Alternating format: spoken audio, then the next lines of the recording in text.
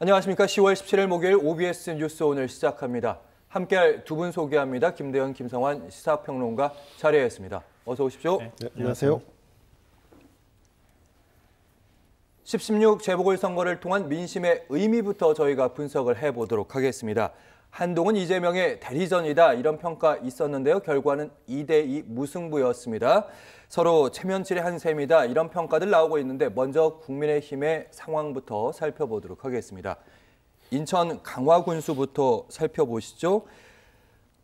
네, 국민의힘의 박용철 후보가 50.97%로 당선이 되었습니다. 민주당의 한현희 후보 42.12%, 약 9%포인트 격차가 벌어졌습니다. 그리고 부산 금정구청장도 살펴보겠습니다. 국민의힘의 윤희련 후보가 61.03%로 당선이 됐습니다. 야권 단일 후보였죠. 민주당의 김경지 후보는 38.96%, 뒷심이 좀 딸렸다 이런 평가가 나오는데 국민의힘이 이제 부산에서 금정이 좀 위험하다 이런 평가 당내에서도 좀 있었다고 하던데 큰 격차로 이겼습니다. 우선은 제가 이제 여론조사가 요즘 불신을 받는 시대 아닙니까? 뭐 이른바 명태균이라는 사람에 의해서도 그렇고, 근데 이번 여론조사는 사실은 이제 제가 판단컨대는 민주당과 조국혁신당의 단일화라고 하는 이벤트 때문에 약간 과대하게 좀 포장된 측면이 없지 않았나 이런 생각을 한번 해봅니다. 그리고 양당 모두가 총력전을 했지만 특히나 국민의힘 입장에서는 보수의 텃밭이라고 하는 이곳에서 무너지면 그러면 당 정체가 위기에 처한다라고 하는 이 위기의식을 갖고 정말 한동훈 대표 체제가 아마 올인하다시피 한 것으로 이렇게 보여집니다. 자, 단일화가 있었음에도 불구하고 또 윤 대통령의 국정 지지율이 바닥을 찍음에도 불구하고 보수 텃밭이라고 하는 부산에서 이대로 보수 진영의 괴멸을 그냥 목 놓고 지켜볼 수는 없다라고 하는 이런 위기의식이 유권자들도 일정 정도 공감하지 않았나 이렇게 생각을 하고요. 또 한 가지는 한동훈 당대표의 전략이 좀 상당 부분 좀 먹혀들지 않았나.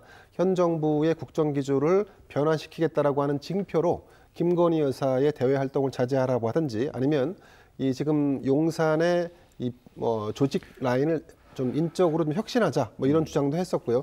그러다 보니까 그러면 현 정부의 이 정도 윤석열 대통령을 상대로 해서 국정 변화를 요구하고 이끌 수 있는 사람은 한동훈 아닌가라고 하는 부분에 대해서도 부산 시민들이 일정 정도 공감을 한 것으로 보입니다. 자, 앞으로 이렇게 되면 한동훈 당대표의 당 장악력은 더 강해질 거고, 그리고 윤석열 대통령과의 독대에서도 한동훈 대표는 더 강한 어필을 할 수 있을 거로 보여집니다. 궁극적으로 보면 내년 4월에 있을 재보궐선거까지 한동훈 체제가 안착하고 뿌리를 내릴 수 있는 기회를 잡았다 이렇게 봅니다. 어쨌든 미래 권력에게 힘을 줘보자 이런 선거 결과였단 말씀. 한동훈 대표의 선거소가 안 들어볼 수가 없는데요. 이런 부분 선거운동 기간에도 좀 강조를 했던 부분인데 국민들께서 국민의힘과 정부가 변화하고 쇄신할 기회를 주신 것이다. 어려운 상황에서 주신 소중한 기회를 놓치지 않겠다. 변화와 쇄신의 방점을 찍었습니다. 방금 말씀하신 대로 김대현 평론가가 한동훈 대표의 목소리에 힘이 좀 들어가는 것 같다. 선거 초반에는 김 여사에 대해서 활동 자제 동의한다. 약간 간접 화법이었는데 오늘 보니까 활동 중단해야 된다. 직접 화법으로 얘기했더라고요. 네, 맞습니다. 오늘 마지막 기회다 이런 표현까지 사용했거든요. 그러니까 그동안에 김건희 여사와 관련해서 세 가지 요구를 했었잖아요. 김건희 여사 활동 이제 중지했으면 좋겠다. 그리고 대통령실 인적 쇄신해야 된다. 그리고 국민이 납득할 수 있는 검찰 수사 결과 내놔야 된다. 이렇게 얘기를 했는데요. 오늘 뭐 좀 이따 얘기하겠지만 납득할 수 없는 검찰 수사 결과 내놨잖아요. 그러니까 그 부분에 대해서 좀 지켜보자 이런 입장이지만 어찌됐든 대통령실이 그 부분에 대해서 이미 사실은 반박의 입장을 내놨어요. 그러니까 한남동 라인은 없다. 대통령 라인만 존재한다. 이렇게 얘기를 했거든요. 그건 인적 쇄신을 거부한 거라고 할 수 있죠. 김건희 여사 활동 자제해야 된다. 사실은 아예 활동하지 말아달라고 하는 요구는 앞으로 어떻게 될지 모르겠지만 어찌 됐든 간에 뭐 이제 다음 주 초에 있을 대통령실에서는 면담이라고 표현하던데요. 이 독대 자리에서 한동훈 대표가 어느 정도 요구를 하고 윤석열 대통령이 어느 정도 받아들일지 이걸 보면 이번 재보궐선거 결과를 대통령실에서 어떻게 받아들이는가 우리가 판단해 볼 수 있지 않을까 좀 그렇게 생각해요. 그러니까 미리 우리가 앞서 나가서 짚을 필요는 없다 이런 생각은 드는데요. 다만 이제 이번 선거 결과를 두고 해석은 보수 진영 내부에서 엇갈릴 수 있다고 봐요. 일단 윤석열 탄핵을 한번 겪은 입장에서 윤석열 대통령이 흔들리게 되면 모두 공멸할 거라고 하는 위기의식이 작동했다고 저는 보거든요. 거기에 한동훈 대표가 그래도 그나마 일종의 보수 진영 내부의 레드팀 역할을 해준 거잖아요. 그러니까 국민이 분노가 임계점을 지나서 끌어올리지 못하도록 일종의 김을 빼주는 역할을 했던 거죠. 그게 일정하게 좀 주요한 부분도 있다 이렇게 보고요. 다만 금천구청장 한 거에 있어서 민주당의 조금 야권의 실수도 저는 있다고 봐요. 왜냐하면 앞서 말씀하셨던 것처럼 이전 선거에서는 보통 한 15에서 13%포인트 차로 민주당이 졌거든요.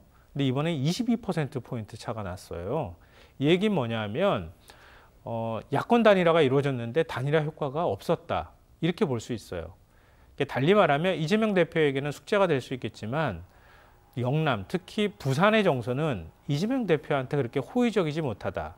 그러니까 조국혁신당 쪽으로 만약에 단일화가 됐더라면 투표장으로 나올 사람들이 이재명 대표와 민주당을 등치시키면서 투표장으로 안 나갈 가능성을 우리가 생각해 볼 수 있어요. 그러니까 보수 진영은 결집하고 야권에서는 오히려 투표율이 떨어짐으로 인해서 보수 진영 득표율이 높아지는 효과로 이어졌을 가능성, 이걸 좀 생각해 볼 필요가 있거든요. 그래서 저는 앞으로 이재명 대표는 민주당에서 결국 이제 부산 지역이 굉장히 중요한 지역이잖아요. 대선 승리에 있어서도 마찬가지고요. 이 부산 지역의 정서를 어떻게 다시 돌려놓을 것인가, 이 부분에 대해서 아주 심각하게 고민할 필요가 있다 이렇게 생각합니다.